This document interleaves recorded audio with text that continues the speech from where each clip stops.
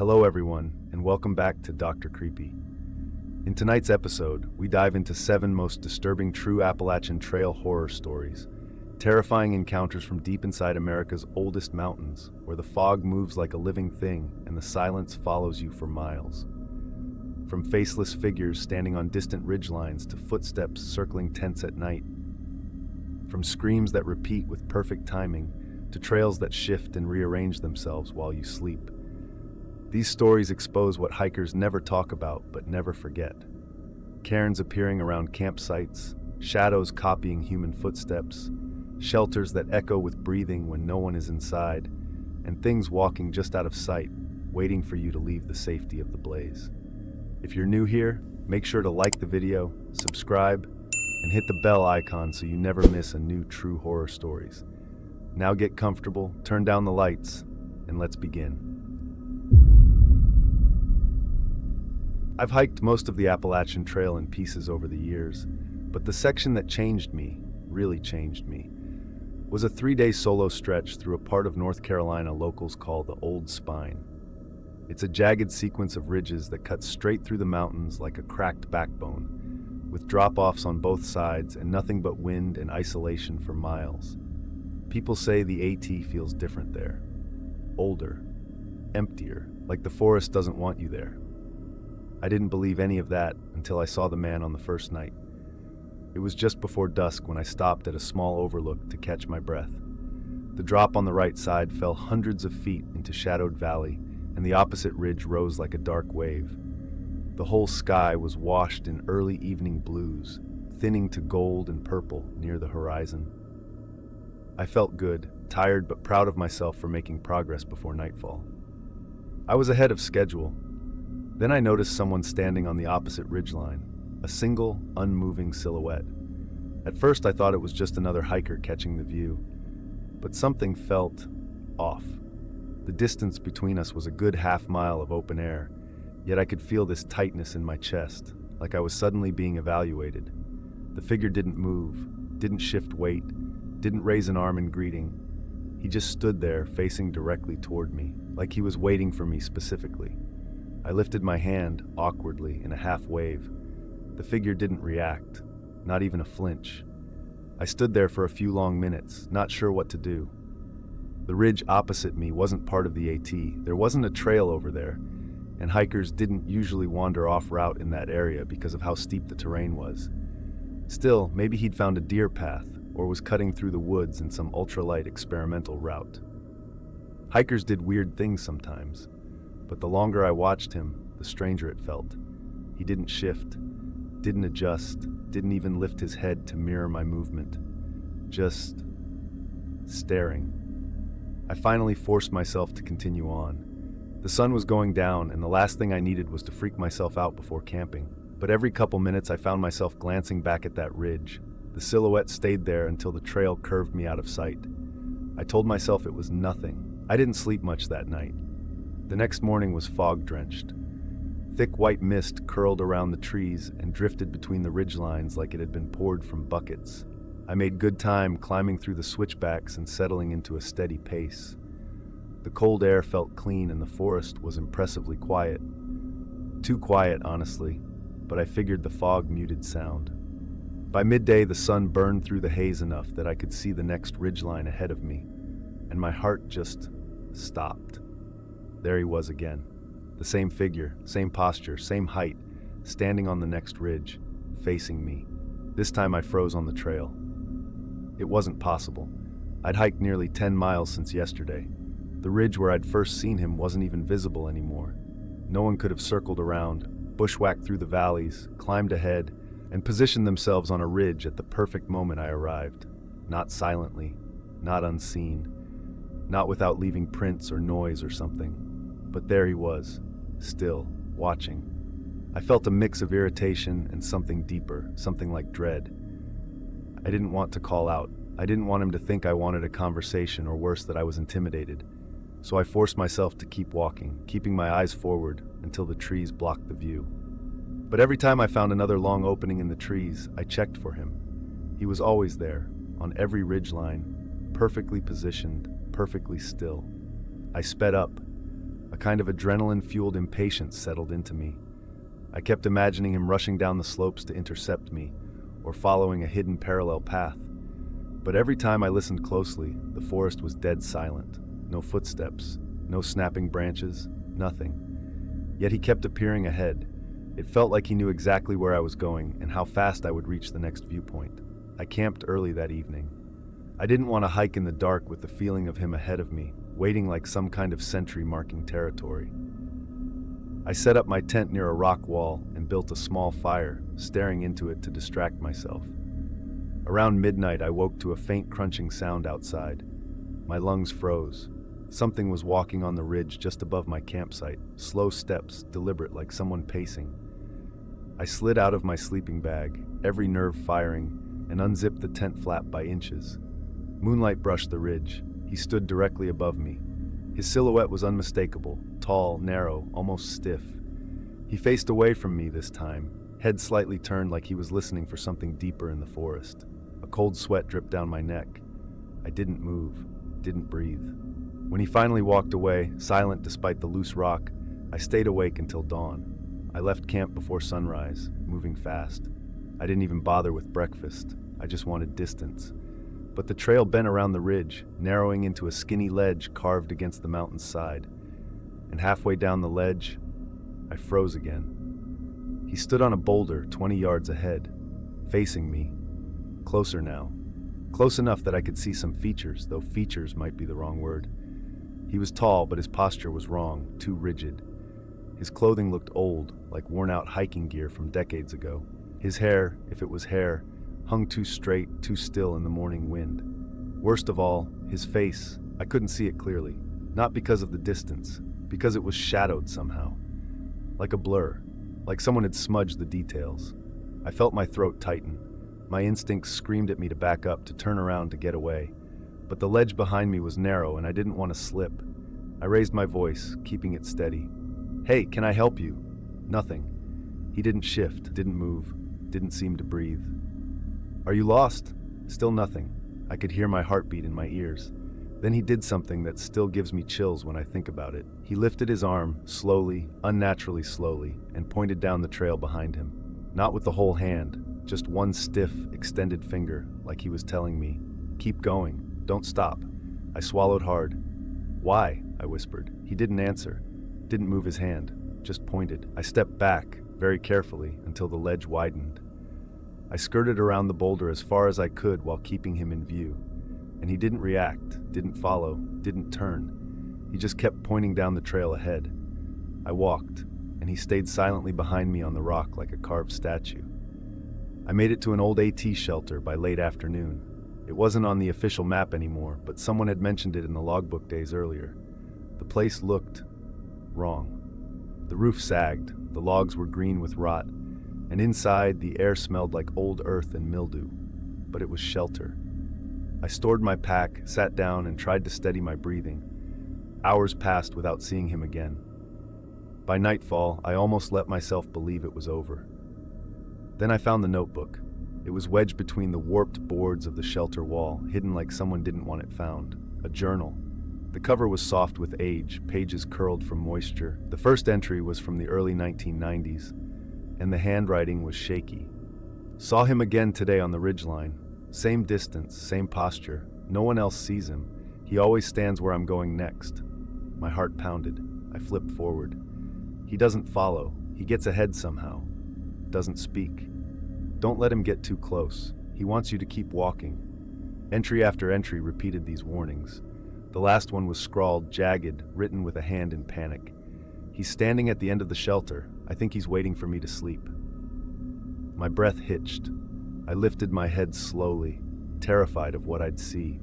He wasn't at the end of the shelter. He was standing 30 feet away in the trees, closer than ever, staring at me through the darkness. Something in me snapped. I grabbed my pack and bolted into the night, not caring about the danger, not thinking about the terrain. I ran until my legs burned and the cold night air ripped into my lungs.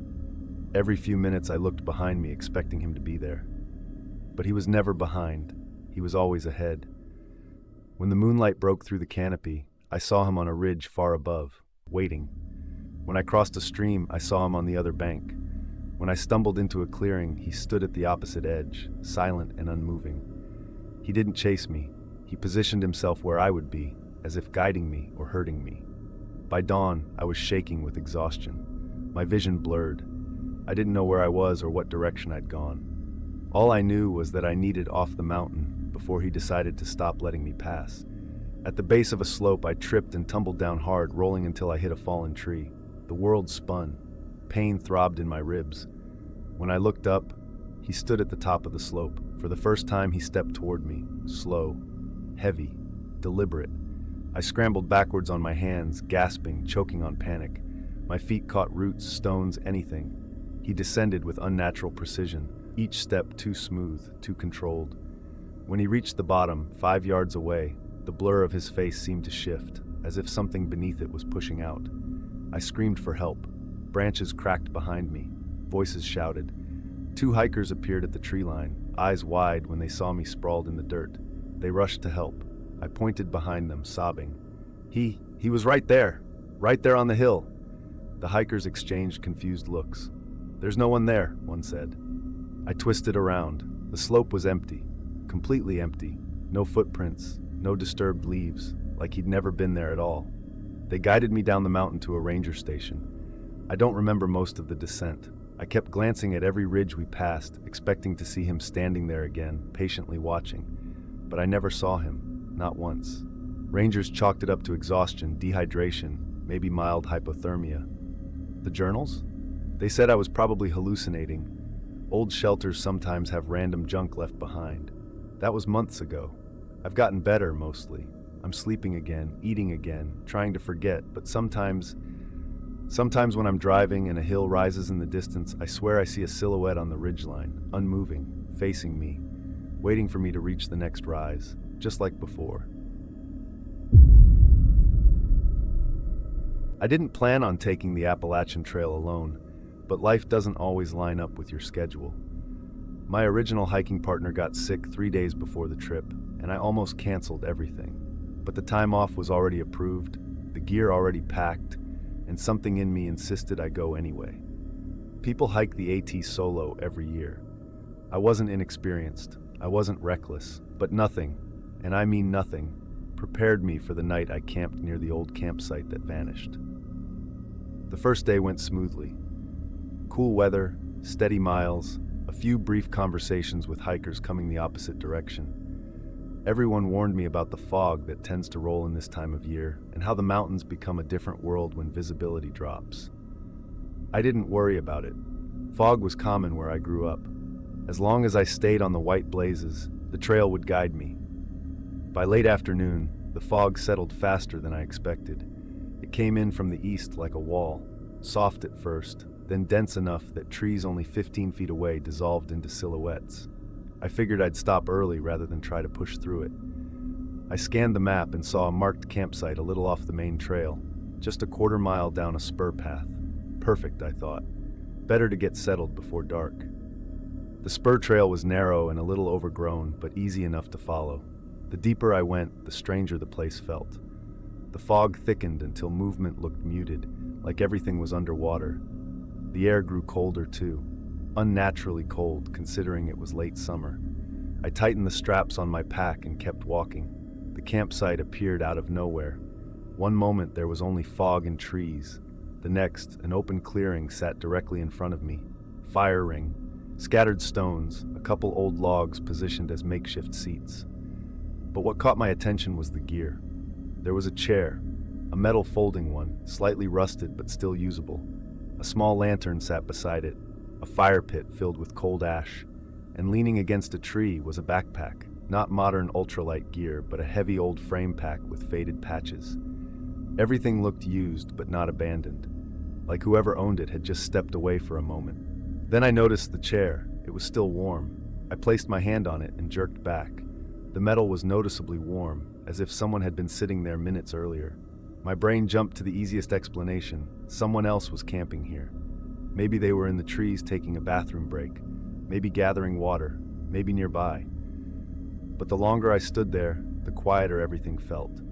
No footsteps, no rustling, no distant voices. no movement. I cleared my throat and called out, "Hello? Anyone here?" The fog swallowed my voice almost instantly. No answer. I called again, louder this time. Nothing. I felt a knot forming low in my gut. Something about the clearing felt wrong, but I pushed the feeling away. Maybe the camper was exploring. Maybe he'd be back soon. I couldn't justify hiking back into heavy fog when I had a fully functional campsite right in front of me. I set up my tent a short distance from the abandoned gear, staying close enough that if someone returned, I could explain myself immediately. I ate dinner, cleaned up, and tried to ignore the uneasiness creeping through me. Night fell fast. Fog made the darkness thicker, and with no wind, the whole forest felt suffocated. I crawled into my tent and zipped it up, listening to the eerie silence outside. Around midnight, footsteps woke me, slow, even, barely crunching the soft ground. They circled the clearing, not close to my tent, but near the old chair, near the fire pit. I held my breath, waiting for a voice, a greeting, anything. But it was just footsteps. No flashlight beam cut through the fabric of my tent. No one said a word. After a minute, the sound stopped. Silence. I forced myself to wait, counting to 30, then 60. Nothing. Finally, slowly, I unzipped the tent an inch to peek outside. Fog clung to everything. The clearing was empty. The chair was no longer where it had been. It was facing my tent. I froze, hands still on the zipper. The chair had been several feet away from that spot, angled toward the fire pit, not my tent. Now it sat only 10 feet away, tilted slightly, like someone had pulled it over and sat down to watch me. I scanned the fog. No movement, no shapes. I closed the tent and stayed awake until dawn. At first light, I stepped outside, fully expecting to confront someone, maybe a prankster or a night hiker with a sick sense of humor. But when I looked around, something was different. The backpack by the tree was gone. The lantern was gone. The fire pit was empty. Not cold ash empty, completely empty. No stones, no soot, no signs a fire had ever been built there. Even the depression in the ground where the pit should have been was gone. The chair was the only thing left, and it wasn't warm anymore. I felt ice crawl up my spine. I packed my gear as fast as I could and got the hell out. The fog stuck with me all morning, heavier than before, clinging to the trail like something alive. My nerves were shot, but things got worse around noon, because by noon the fog cleared. I looked back along the spur path to see how far I'd come. The clearing wasn't there, not partially covered, not shifted, not hidden. It simply didn't exist. The spur path ended at dense brush and an unbroken tree line. No campsite, no signs of use, no logs, no fire ring, nothing, as if the place I slept had never been real. I felt sick. I kept walking. By the time I reached a shelter that evening, I'd convinced myself I was exhausted, dehydrated, maybe stressed. The fog had messed with my perception. It was easy for the brain to play tricks in low visibility. I almost believed that explanation, until I opened the shelter logbook. Among the usual entries, dates, weather notes, funny comments, one stood out because the handwriting was messy and hurried. Saw the fog camp, don't trust it, never there in the morning, took something from me, won't go back. I stared at the page until my eyes blurred. That night in the shelter with 2 other hikers, I couldn't sleep. Every time I closed my eyes, I pictured that chair facing my tent, those footsteps circling, the warm metal. Around midnight, one of the hikers shifted, muttering in his sleep. I sat up, listening. The night was quiet, except for the wind scraping the trees. Then, faint and distant, something metallic clanked, like a chair being unfolded. I held my breath. Another clank.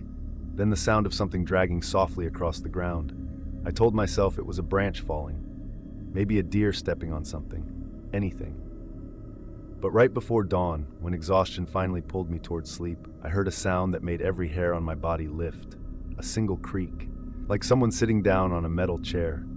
I stayed until morning light, then left the shelter and hiked faster than I ever have in my life. I didn't stop until I reached a road crossing and flagged down a ride into town. I never returned to that part of the trail.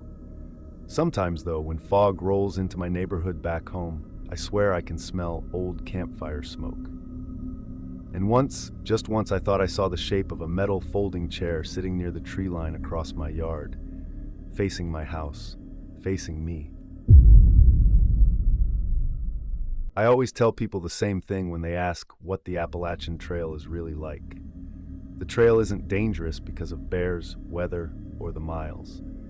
It's dangerous because the mountains have a way of making you hear things that shouldn't exist. Maybe that's why the story I'm about to tell still keeps me awake some nights. It wasn't a creature, it wasn't a person, it wasn't anything that belonged in nature. It was a scream. A scream that never changed, never faded, and never, ever stopped. I started my section hike in early October, the season when the air sharpens and the leaves burn red along the ridgelines. The first 2 days were perfect. Quiet nights, crisp mornings, the kind of steady hiking that clears your mind. But on the third morning, I woke near a place hikers call Marrow Gap. I didn't know the name then. I just knew the valley below was thick with fog and the air felt unnaturally still. I had just finished packing when I heard it, the scream. It came from far down the valley, faint but sharp enough to cut right through the cold air. A woman's scream. Not playful, not startled. Terrified. A terrified scream somewhere deep in the fog. I froze.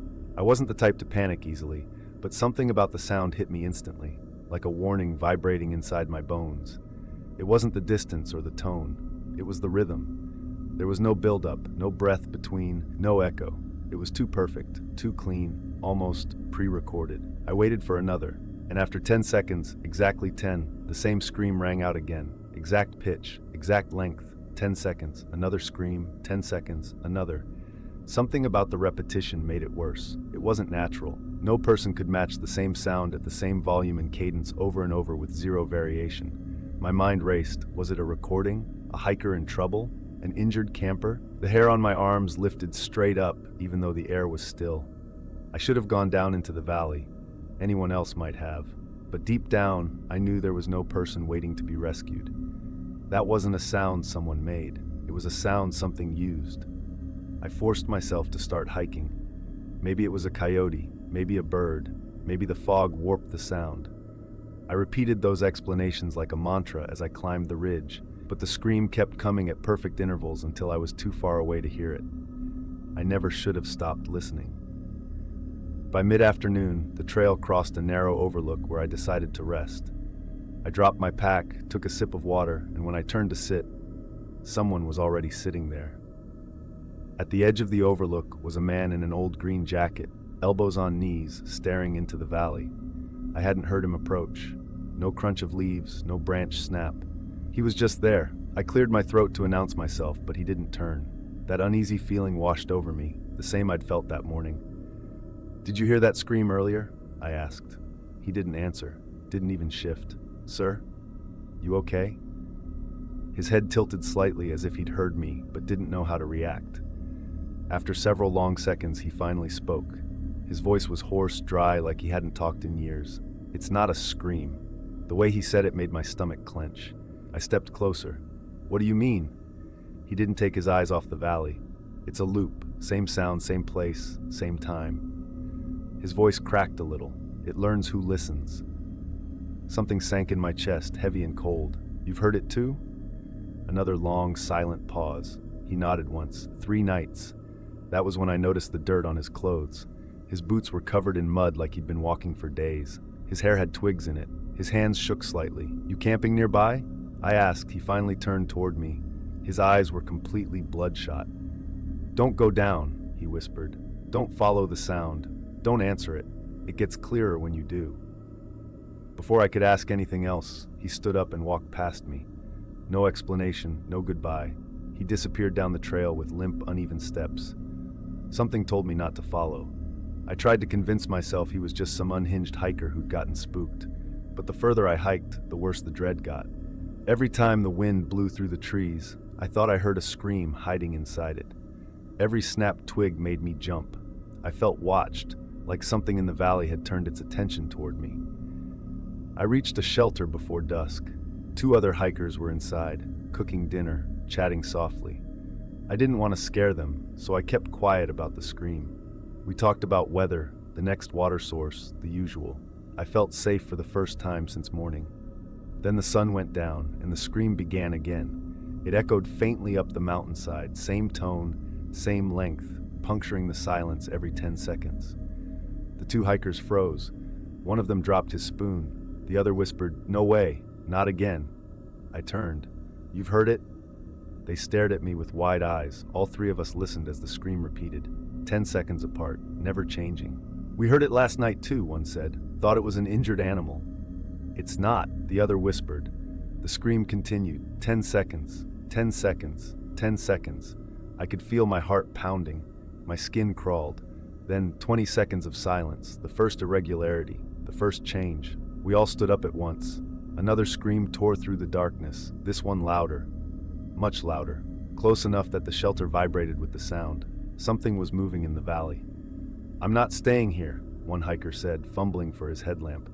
We can't hike at night, the other snapped. Not with that thing out there.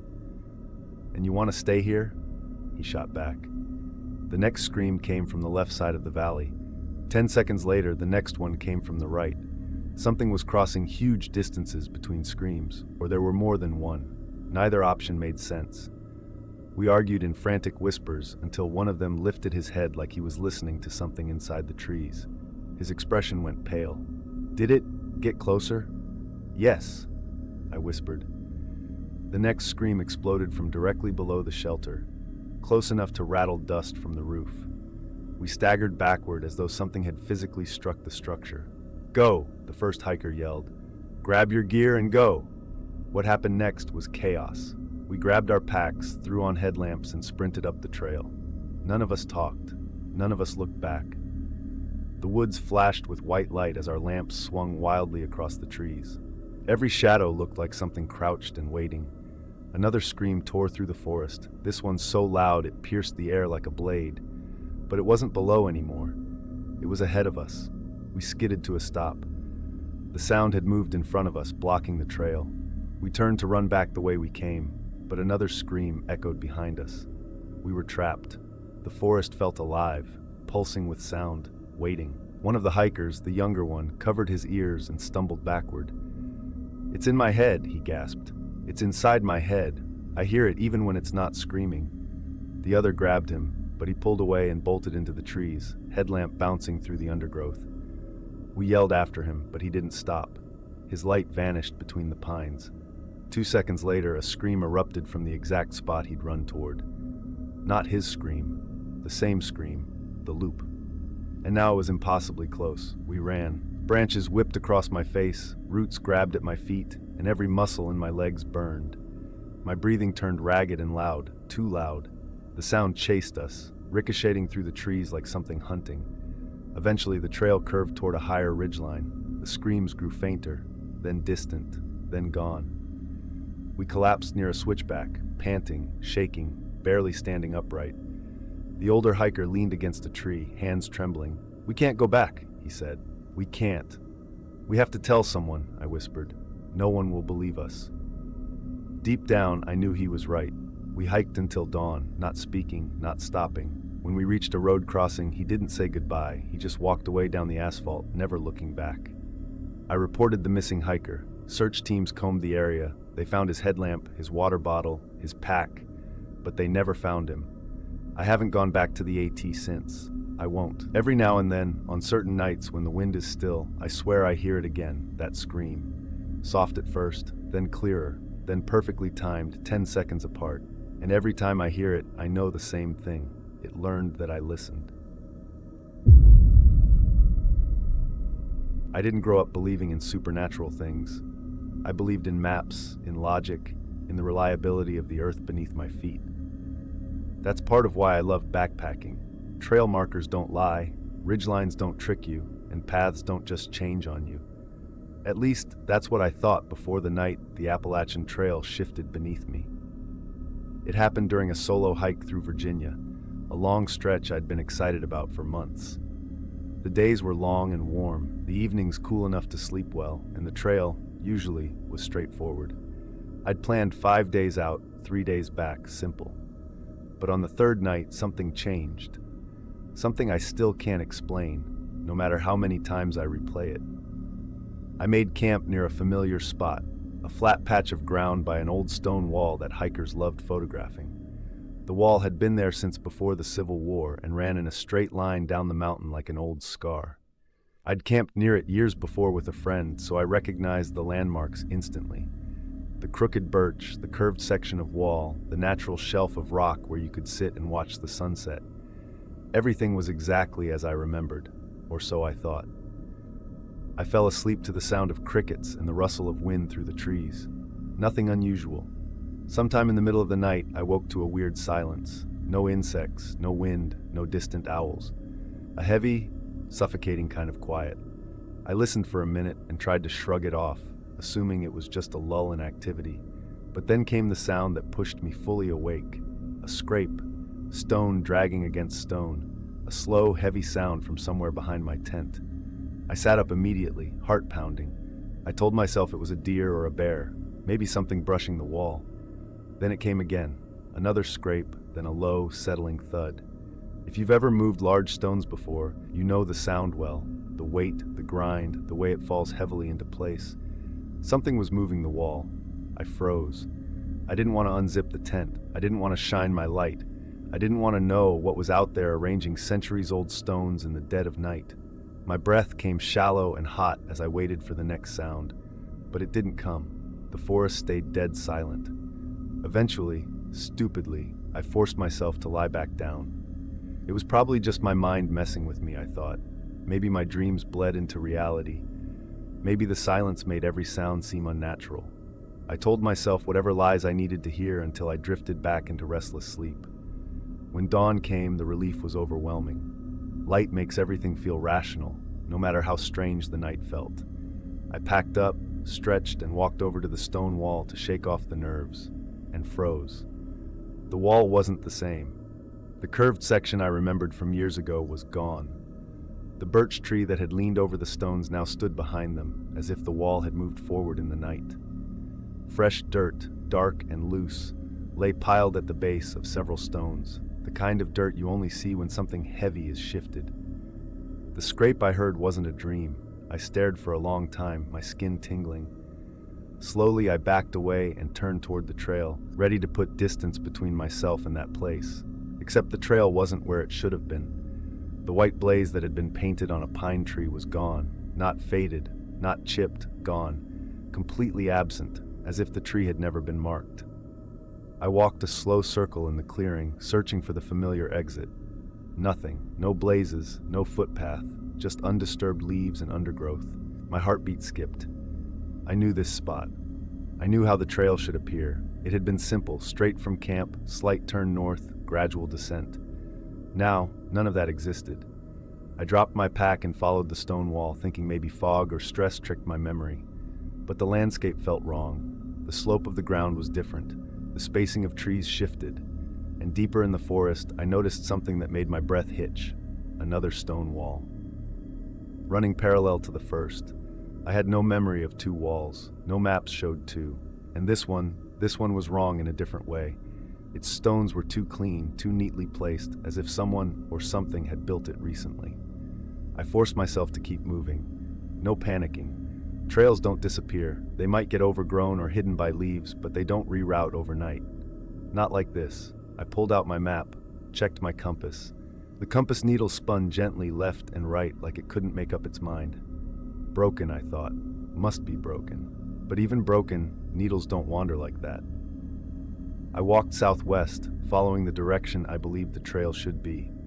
After 10 minutes, I found a path, a narrow trail cutting through ferns and brush. My relief was immediate and stupid. I followed it without hesitation, desperate to reorient. But as I hiked, something ate away at me. The trail was wrong. It was too narrow, too flat. The AT in this region twisted constantly, weaving over roots and rocks and thick vegetation. But this path was unnaturally smooth, like something large moved the underbrush aside. No blazes marked the trees. No footprints pressed the dirt except my own. Still, it had to go somewhere. Hours passed, my nerves frayed. The forest grew darker even though the midday sun should have lit everything. The trees pressed closer, moss thicker, air heavier. The deeper I went, the more claustrophobic it felt. I stopped to catch my breath and checked the map again. Nothing matched. Not the terrain, not the elevation, not the direction. I was lost. Truly lost. But it wasn't like being lost on a trail. It was like the entire forest had been rearranged overnight. I heard the stones scrape again, far ahead this time. Slow, long, grinding. My knees trembled. I knew the sound, knew the weight behind it. Something was moving stones. Something was building new paths, or new walls. I spun around too fast and stumbled backwards. There was a stone wall behind me, but I hadn't passed one. I hadn't seen it seconds before. It rose from the forest floor like it had sprouted there. Fresh clumps of dirt lay around its base. The stones were damp, clean, like they had been lifted from deep underground. My breath caught in my throat. Then the scraping came again, this time from the side. Another wall forming. I didn't wait. I ran. Branches tore at my arms, roots clawed at my ankles. My lungs burned as I sprinted blindly through the forest, chasing any direction that wasn't closed in by stone. I didn't look behind me, didn't dare. All I heard was that scraping sound, growing louder, echoing around me as if the forest itself was shifting. I broke through a thicket and nearly collapsed in shock. The trail was right in front of me. The real trail, wide, worn, familiar. A fresh white blaze marked a maple tree like a blessing. I stumbled onto it, gasping, shaking with relief and terror. The forest behind me groaned, quiet at first, then louder, a deep grinding sound like something settling. I forced myself to move. I didn't stop until I reached a shelter with 2 hikers making dinner. They asked if I was okay. I must have looked wild, dirty, shaken. I muttered something about getting turned around. I didn't sleep that night. Every time the forest shifted in the breeze, I heard the scrape of stone. The next morning, I raced down the trail until I reached a ranger station. I tried to explain, but the ranger just smiled politely, said the AT doesn't move, and maybe I'd been dehydrated. Maybe fog confused me. Maybe the stone wall I remembered had been another section entirely. I knew he didn't believe me. I left it alone. But 2 weeks later, a hiker went missing in that same area. They found his pack, his tent, his food bag, but they never found him. Search teams said the forest didn't match the maps the way it should have. Some paths looked newer, others weren't where they should be. One team mentioned a stone wall that wasn't on any survey, but they chalked it up to memory. Stress, overgrowth, I know better. Sometimes late at night I dream of those walls shifting in the dark, of the forest rearranging itself, stone by stone, waiting for someone to step off the trail. And sometimes when I close my eyes, I swear I can still hear it, that slow grinding scrape, like something underground is still building, still moving, still watching. I've been hiking the Appalachian Trail for long enough to know the difference between a person walking around your camp and something pretending to be one. Most animals move with a rhythm, quick, light, skittish. People, on the other hand, tend to move with purpose, calculated steps, solid footfalls. I've never liked camping alone near shelters for that reason. Too many strangers, too many unknowns. But the night I camped outside Deer Hollow Shelter, I learned there are things worse than people in the woods. I arrived there later than I wanted, just as the sky began to dim and the temperature dropped. The shelter was empty, which was unusual this time of year. Most hikers preferred safety in numbers. But the logbook mentioned strange noises the past few nights. Footsteps circling, one person wrote. Like someone pacing, another scribbled. I figured they heard bears, deer, or each other. The mind plays tricks when you're half asleep.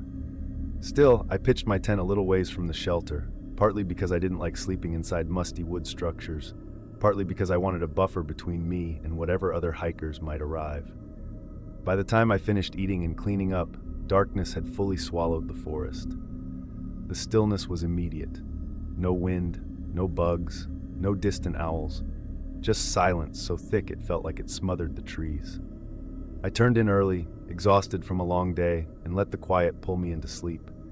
It wasn't long before footsteps woke me, slow, heavy, human. My eyes snapped open, my heart hammered against my ribs as I listened, really listened. The steps were deliberate, planting heel first, then toe, too controlled for an animal, too evenly spaced for a deer, no crunching of leaves or scattering of twigs, just dull thuds and soft earth. They were circling. At first I thought maybe a late-arriving hiker had wandered into camp, confused or trying to find the shelter. But my tent sat back from the trail, off in a small clearing. No one would be walking a slow, perfect circle around it. I reached for my knife, keeping still, barely breathing. The footsteps stopped behind my tent, close, a foot length away. I stared at the nylon wall, waiting for a shadow, a voice, anything. Instead, something pressed lightly against the fabric, just a finger, one single finger, tracing the curve of my tent. The entire structure quivered under the touch. I didn't move, didn't blink. Cold sweat pooled at the back of my neck. The finger slid around the tent, following the seam with slow interest, like it was tracing the outline of the shape inside. My shape. When it reached the zipper door, it paused, then tapped twice. Soft, curious, tap, tap. My skin crawled. I held my breath until my lungs burned. Then finally, the steps resumed. A full circle. Then another, and another. The same rhythmic pacing, like something studying me from outside. After nearly 15 minutes, the footsteps faded into the woods. I didn't sleep again. At dawn, my nerves were shot. My hands shook as I unzipped the tent and stepped outside. The clearing was empty. No boot prints, no crushed leaves, nothing to show footsteps had ever walked there. But I knew what I'd heard. Every cell in my body had recognized the movement as human. I packed quickly and started hiking before breakfast. 2 miles down the trail, I met another hiker coming the opposite direction. She looked pale, exhausted, like someone who'd walked all night. "You stayed at Deer Hollow last night?" she asked the moment she saw me. "Near it," I said.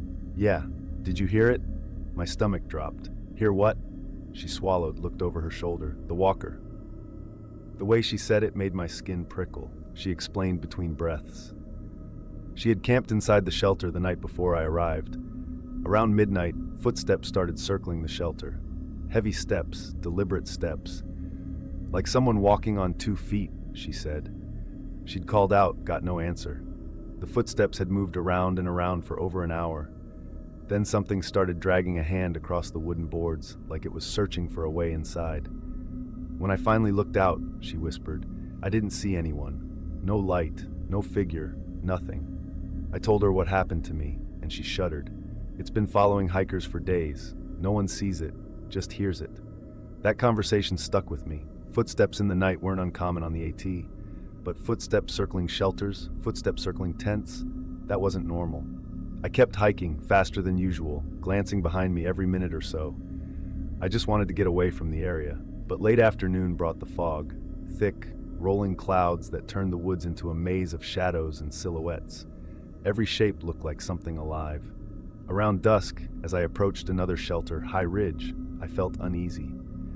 The fog curled around the structure like smoke from a dying fire. The shelter sat crooked on old wooden beams, half swallowed by moss. But inside, I saw 2 hikers eating dinner. After what I'd been through, safety in numbers felt like a blessing. But the second I stepped under the roof, one of them looked up sharply. "You came from Deer Hollow, didn't you?" My heart skipped. "Yeah." The 2 hikers exchanged looks. "Do not sleep outside tonight," one said. "Whatever you do." They told me what happened the night before. The walker, whatever it was, had been heard near this shelter too, circling, tapping, moving with that same unnatural slowness. But one of the hikers had seen a shape, a tall, thin outline just beyond the tree line. Human-shaped, upright, but wrong in proportions. Like a person who forgot how to move like one, he said, like it was mimicking.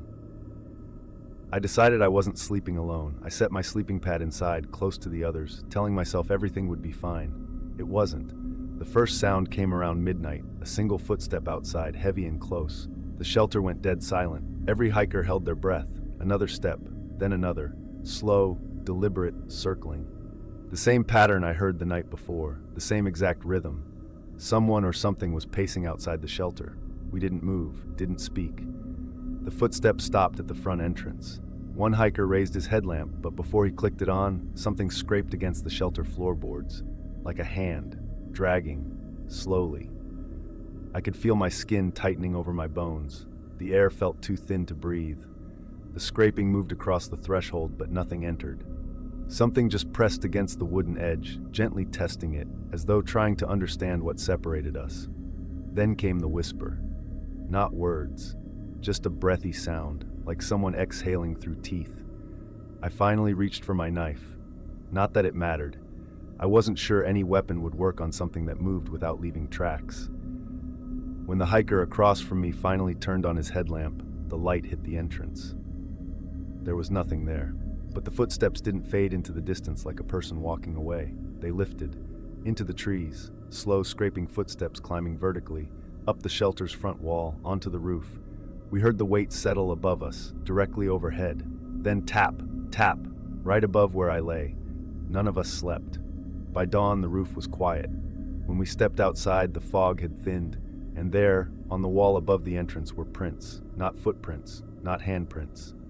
Just long, thin impressions, each about 8 inches long, pressed into the moss, as if something with narrow limbs had clung to the shelter during the night. The others left immediately. I tried to keep up, but exhaustion hit like a hammer. Somewhere mid-morning, I stopped to adjust my laces. That's when I heard it, a single footstep behind me. I turned slowly. Nothing moved. No hikers, no animals, no wind. Just a quiet forest and the sense that something tall stood just beyond the trees, waiting for me to start walking again so it could follow. I didn't stop for the rest of the day, or the next. When I reached town, my whole body felt hollow. I called a shuttle, went home, and promised myself I'd never hike that stretch again. But here's the worst part. 2 weeks later, around 3 a.m., as I lay in bed trying to forget everything, I heard footsteps outside my house. Slow, heavy, deliberate, circling, and then tap, tap against my bedroom wall. I've been lost in the woods twice in my life. Once as a kid, briefly, when my brother dared me to wander a deer trail behind our grandparents' cabin, and once on the Appalachian Trail near a place locals call Dead Man's Hollow. The first time frightened me. The second time broke something in me that I don't think will ever fully heal. I didn't plan to hike that section alone. My friend backed out last minute, but I'd already taken time off work and had been looking forward to being off-grid for days. I told myself I'd be careful, follow the blazes, stay on trail, check GPS now and then, all the usual precautions. I'd never had a bad experience on the AT before, and I wasn't superstitious like some hikers who obsessed over legends. But Deadman's Hollow wasn't a legend. It was a place where compasses spin, electronics die, and something unseen walks behind you with the patience of a predator. Day 1 was uneventful. Day 2, the forest grew thicker and quieter than usual. Less wildlife, fewer hikers, a sense of being watched that kept pricking the back of my neck. By late afternoon, fog pooled low over the forest floor. I came across 3 hikers heading southbound. They looked exhausted, pale, haunted.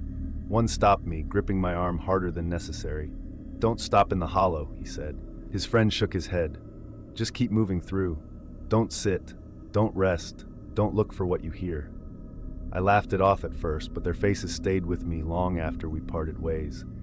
I reached the entrance to the hollow shortly after. It wasn't marked on the map, but I knew it instinctively. Trees grew taller and closer together, bark darkened like it had been burned, moss thickened into fuzzy carpets that swallowed sound. Even the air felt different.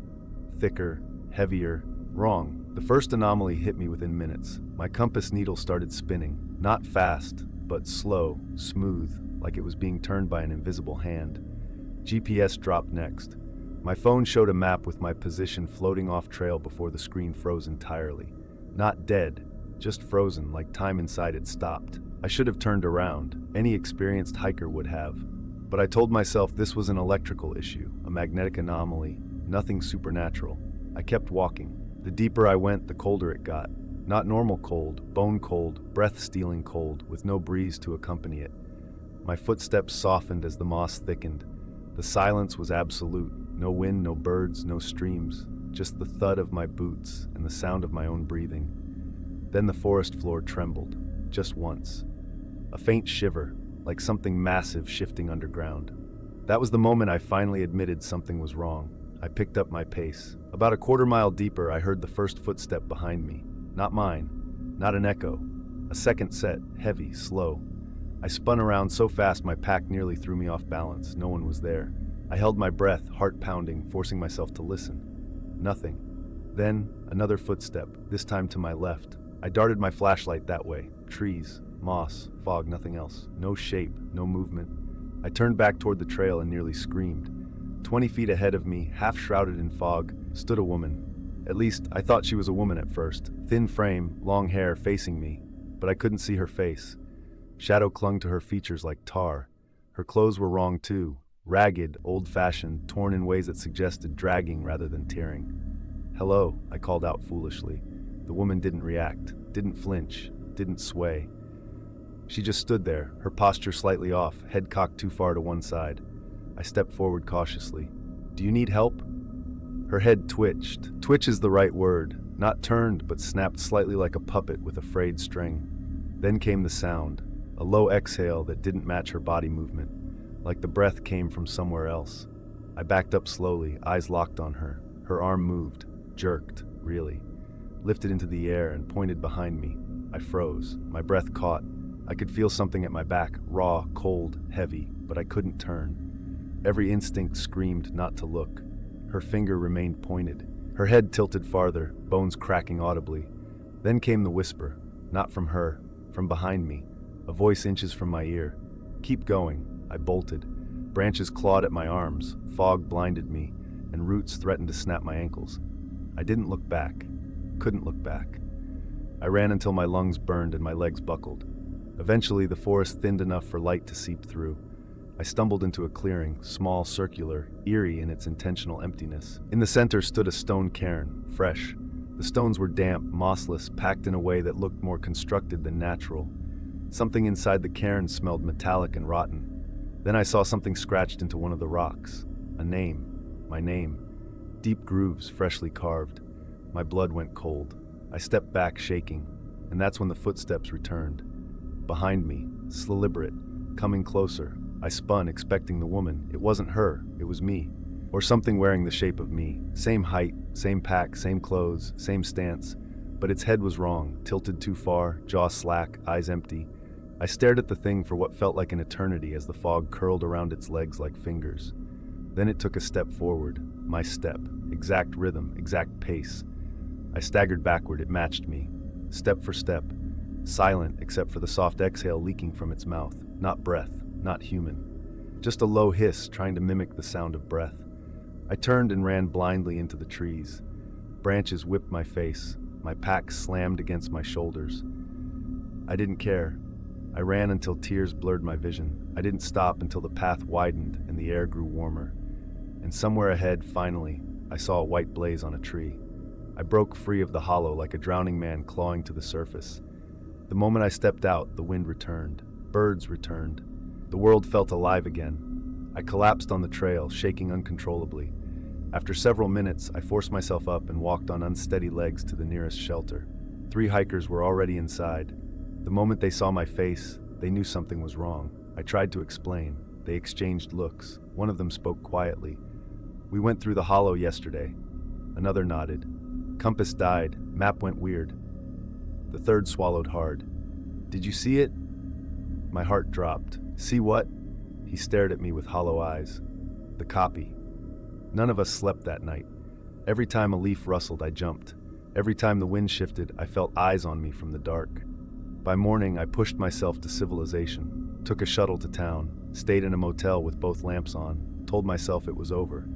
But 2 nights later, home in my own bed, I woke to a faint scratching sound against my bedroom window. I froze, listened. A low, familiar hiss drifted through the glass. And then I heard it. A single footstep behind me, matching my breath, matching my rhythm, matching me. I haven't gone near the Appalachian Trail since, and I don't think I ever will again. I met a lot of strange people on the Appalachian Trail, but none of them ever frightened me the way the faceless woodsman did. I didn't even know what I was looking at first. I thought I was tired, hallucinating, or letting nerves twist shadows into monsters. That's the easiest explanation. The truth is harder to think about, and even harder to say out loud. But I know what I saw, and I know it saw me back, even without eyes. It started on my 5th day in the Smokies. I'd been hiking alone since Fontana Dam, making steady time despite storms that rolled in every evening. The fog stuck to the mountains like glue, curling over ridges and sinking into valleys until everything looked washed in gray. That morning, the forest was quiet in a way that didn't feel natural. Not peaceful quiet, empty quiet. No birds, no wind. Even the insects seemed to stay silent. The kind of silence that presses on your ears and makes you feel like sound itself is being held back. I reached an old, half-collapsed shelter around noon and decided to take a short break. Moss clung to the logs, roots snaked between the boards, and the roof sagged like it was tired of holding itself up. I dropped my pack on the bench and sat with my back against the wall. That's when I noticed him. A man stood in the trees about 30 yards away, partially hidden behind a cluster of black pines. He wore old logging clothes, suspenders, faded wool shirt, heavy boots caked with mud the color of dried blood. He didn't move, didn't shift, didn't do anything except stand perfectly still, facing the shelter. I thought maybe he was a ranger or an old local, someone checking on hikers or maybe camping off trail. But something in my chest tightened, something primal, something that whispered that I needed to be careful. I lifted my hand in a cautious wave. He didn't react. I squinted. The shadows were heavy in that patch of forest, so heavy that his face looked wrong, too smooth, too still, too uniform. I leaned forward, trying to catch the angle of light through the fog. No eyes, no nose, no mouth, no features at all. Just smooth skin stretched over the shape of a head. My stomach knotted so fast I nearly threw up. I blinked hard, rubbed my eyes, looked again. Still faceless, still staring. I stood slowly, not wanting to draw attention to myself. My pulse thudded in my ears. I grabbed my pack, shouldered it, and took one step toward the trail. The woodsman took one step too, perfectly synced, perfectly silent. I froze. The woodsman froze. Cold seeped into my bones. My throat tightened until I could barely swallow. I turned back toward the trail and forced myself not to run. Running would have gotten me killed.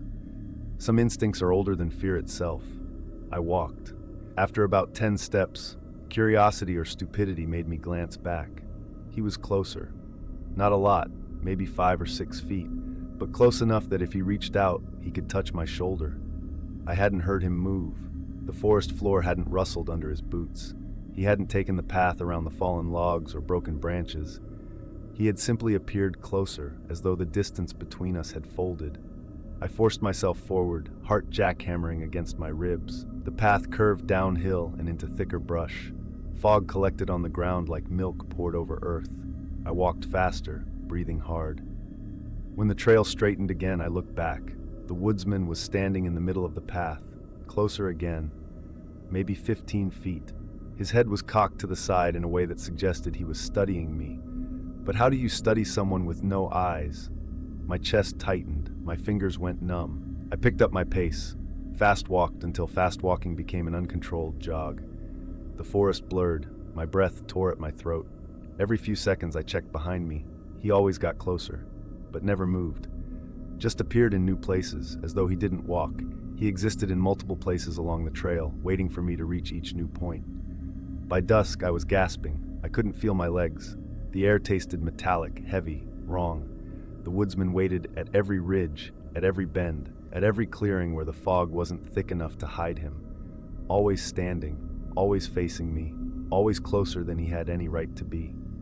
I reached a shelter around nightfall.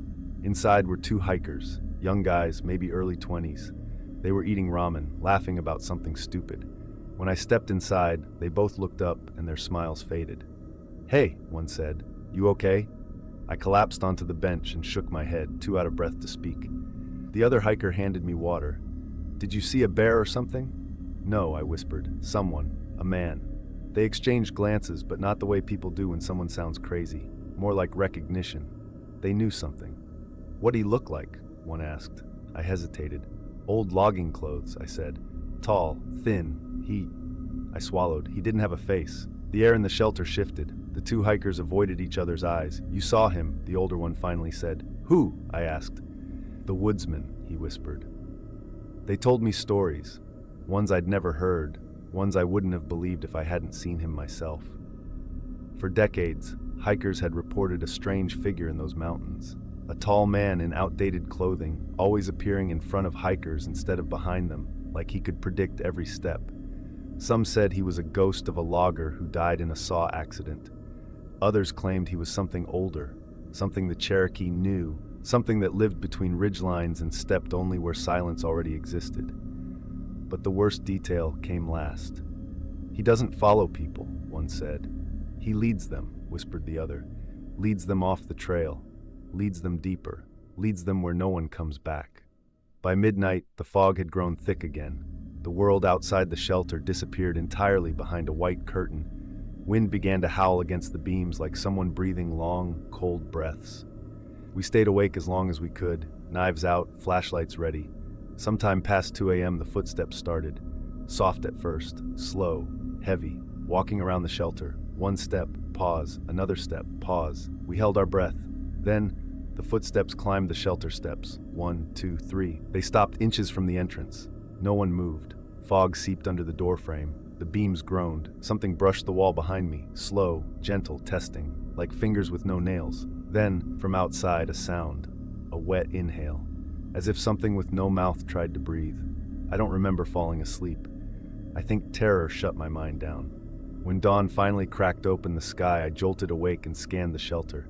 The two hikers looked shaken, pale, exhausted. We left together, not speaking, staying close. They split off 2 miles later, heading toward their next section. I wanted to beg them not to leave me alone, but the trail doesn't stop for fear. Everyone moves at their own pace. I kept hiking. Every ridge felt wrong. Every tree felt closer. Every sound felt like breathing. Around noon, I reached a stretch of trail carved into the side of a steep slope. To my left, a drop. To my right, dense forest. I kept my eyes fixed ahead, but something made me stop. Something deep inside whispered that I needed to look behind me. I turned slowly. He stood 10 feet away, closer than ever.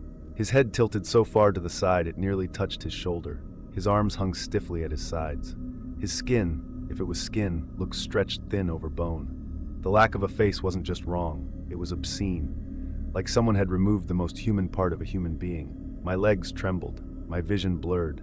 I whispered, "What do you want?" The woodsman lifted his hand, slowly, smoothly, and pointed off the trail, into the trees. My chest tightened. "No," I whispered, "no." His arm trembled, then twisted, then pointed again more forcefully, off the trail, into the wilderness, into nowhere. I stepped back. The dirt gave way beneath my heel. Rocks tumbled down the slope behind me. The woodsman took 1 step forward. I ran along the trail so fast my lungs tore at the effort. I didn't care. Branches whipped my face. Mud slid under my boots. All I knew was that I had to stay on the trail, had to stay where the blazes were, had to stay somewhere human. Eventually, hours later, I reached a ranger station. Bursting inside, shaking, sobbing, rambling. They listened politely, wrote notes, offered water, asked if I'd been dehydrated, hungry, sleep-deprived. But one ranger, older, quieter, waited until the others left the room. Then he crouched next to me and spoke softly. "You saw him, didn't you?" My breath hitched. He nodded slowly. "They'll never believe you in the paperwork, but I've seen him too." I stared at him, trembling. "He always points," the ranger whispered, "to the places where people disappear." I left the next morning. Years have passed. I'll never go back.